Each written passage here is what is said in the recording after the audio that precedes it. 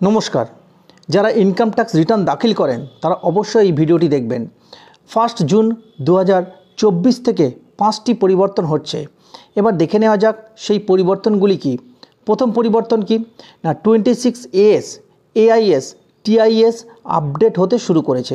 তাই আপনারা 26AS AIS অথবা TIS দেখে নিয়ে তারপর ইনকাম ট্যাক্স রিটার্ন দাখিল করুন। তা না হলে 26AS AIS TIS এর তথ্য এবং আপনার রিটার্নে দেওয়া তথ্য মিসম্যাচ করতে পারে। এই মিসম্যাচের ফলে আপনাদের ট্যাক্স ফাইনও কিন্তু আসতে পারে ইনকাম ট্যাক্স ডিপার্টমেন্ট থেকে। এবার বলি দ্বিতীয় পরিবর্তন কি না, 31শে মের মধ্যে TDS রিটার্নের লাস্ট ডেট ছিল। আপনারা যারা স্যালারি পান তা সরকারি হোক বা বেসরকারি, তাদের এমপ্লয়ীদের ফর্ম 16 আপডেট করার লাস্ট ডেট ছিল 31শে মে। অনেক সরকারি এমপ্লয়ি ফর্ম 16 হাতে পেয়ে গেছেন। যারা পাননি, বিশেষ করে বেসরকারি সংস্থায় যারা কাজ করেন, শেষের দিকে ওনাদের TDS রিটার্ন মের শেষের দিকে দাখিল করেছেন। তারা ফর্ম 16 পেতে পেতে প্রায় 30 তারিখ হয়ে যেতে পারে।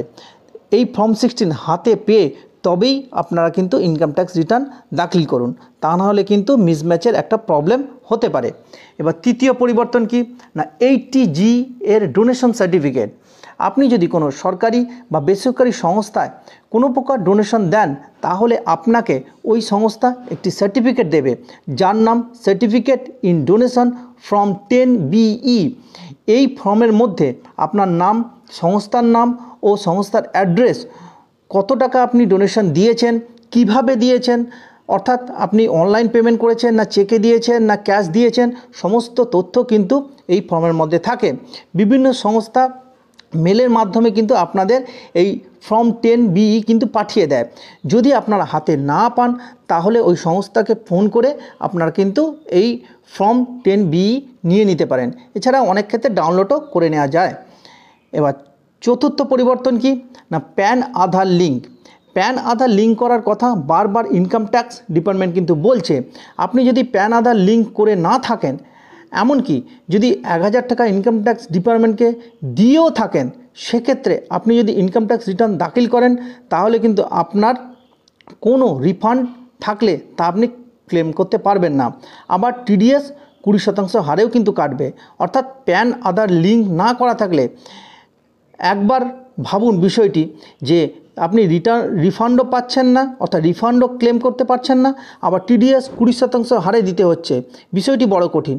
তাই রিটার্ন দাখিল করার আগে প্যান আধার লিঙ্ক করে নেবেন। এবার পঞ্চম পরিবর্তনটা কি না, আধার কার্ড আপডেট। অনলাইন আধার কার্ডের কোনো আপডেট করতে চাইলে বা অনলাইন আধার কার্ডের ক্ষেত্রে কোনো যদি আপডেট থাকে, তাহলে কিন্তু 14 জুনের মধ্যে আপনারা কিন্তু করে নিন। 14 জুন পর্যন্ত ফ্রিতে হয়ে যাবে। এরপর করতে চাইলে আপনাদের কিন্তু আধার সেন্টারে যেতে হবে। এমনকি এটাও হতে পারে যে এই আপডেট করতে গেলে নির্দিষ্ট পরিমাণ টাকাও আপনাকে হয়তো পে করতে হতে পারে। তো এই 5টি পরিবর্তন সম্পর্কে আপনাদের জানালাম। সকলে ভালো থাকবেন, সুস্থ থাকবেন, সঙ্গে থাকবেন।